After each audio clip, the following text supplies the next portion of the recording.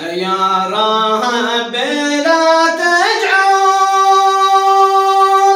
عزيز النفس في الدنيا ذليل، ولا ذل الناس تتمسخر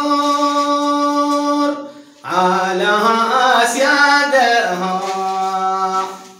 لا تجعل الأنذال تتحكم على كم من أصيل، ولا تهين النفس ذيل العز الزما حتى لها. متابعينا الكرام، معكم أخوكم ربيع غلاب في هذه القناة الرسمية. انتظرونا غدا الساعة 2 ظهرا في البث المباشر، وكما نوجه التحية والتقدير للأخ العمدة العماري، وجزيل الشكر للداعمين ضيف الله غلاب ومحمد الفندي، وشكرا.